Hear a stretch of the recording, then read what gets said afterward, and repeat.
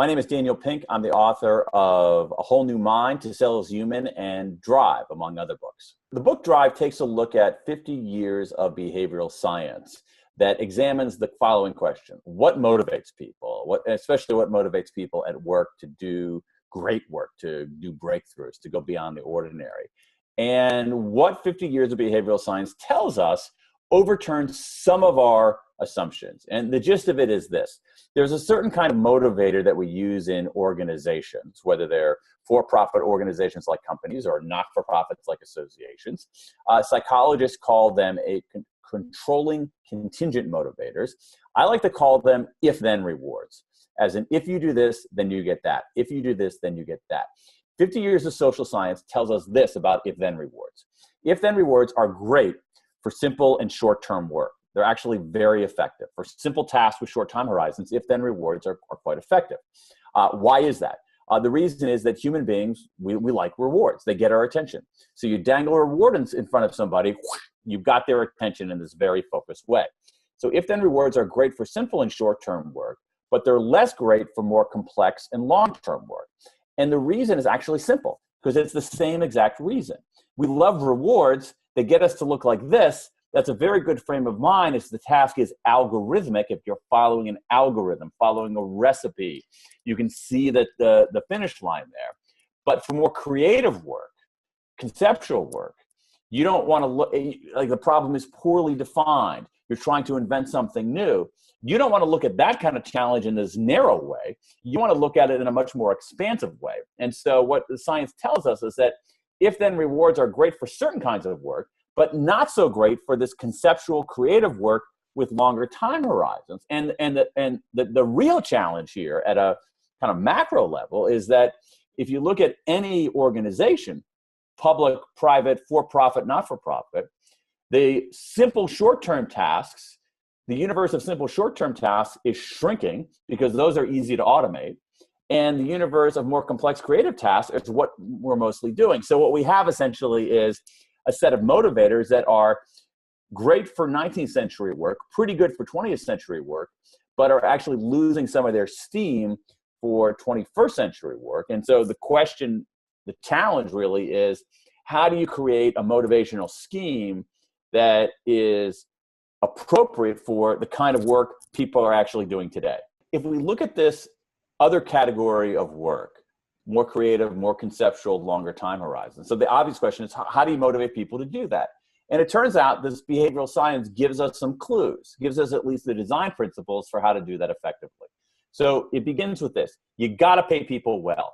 You got to pay people well. You got to pay people well. The research shows that intrinsic motivators are the pathway to high performance for these kinds of tasks. But it doesn't mean that money doesn't matter. Money matters. Money matters a lot. You got to pay people fairly. You got to pay people well. At some level, what you want to do is you want to pay people enough to take the issue of money off the table. Harder to do in associations. Pay people enough to take the issue of money off the table so they're focused on the work rather than on the money.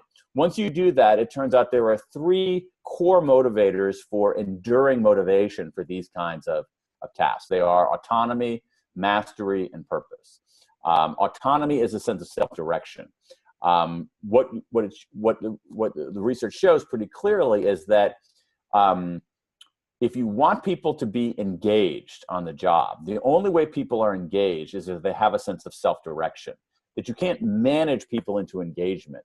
And so you have to look for ways to notch up the autonomy that people have over the core aspects of their work, over what they do, over who they do it with, over how they do it, over when they do it. When they have people have a little bit more sovereignty, a little bit more autonomy over those aspects of their work, they're more likely to engage, they're more likely to do great things. Second one, mastery. Mastery is our desire to get better at stuff. We like to get better at stuff because it's inherently satisfying. You see this throughout all kinds of behavior. People playing sports or musical instruments or whatever on weekends for no money. Why? Because they like it and they want to get better at it. And so this ends up being a very powerful motivator. One of the best pieces of research in my mind, one of the most important pieces of research in the last 20 years in the world of talent is Teresa Amabile at Harvard Business School, her work finding that the single biggest day-to-day motivator on the job is making progress in meaningful work. making progress in meaningful work. The days people make progress are the days they're satisfied, they're loyal to the organization. The challenge is that progress depends on feedback. You have to have some information on how you're doing. And so most organizations, again, public sector, private sector, nonprofit sector, are feedback deserts. And so if we want people to have a sense of mastery, a sense of making progress, we've got to come up with ways to give them information on how they're doing. The final one, we got autonomy, we got mastery, and the final one is purpose. Purpose is pretty simple in the sense that, do you know why you're doing something? It could be like, so if you are in an organization that is addressing the climate crisis, that's a great sense of purpose. That can be very motivating. Now, most of us don't have that big kind of purpose to access every day. So there's what I like to call, lowercase p purpose, which is just, are you making a contribution? Are you doing something that makes someone's life a little bit better? Even if it's your boss, your teammate, whoever, are you making a contribution? And so there's some very exciting research showing that when people feel like they're making a difference, but also when they feel like they're making a contribution, they're more motivated, they do better. And so the key is basically to think about human beings in a three-dimensional way. A lot of times in the workplace, we say, we understand human beings have biological drives. We eat when we're hungry, we drink when we're thirsty. Human beings absolutely have a reward and punishment drive. In many cases, rewarding behavior will get you more of it. Punishing will get you less of it. But there's another dimension, is that human beings have another drive, which is that they do stuff because they like it, because they're interested, because it's fulfilling, because it contributes. And that three-dimensional view of people ends up being the best way to foster enduring motivation. And the elements of that, as I mentioned, are autonomy, mastery, and purpose.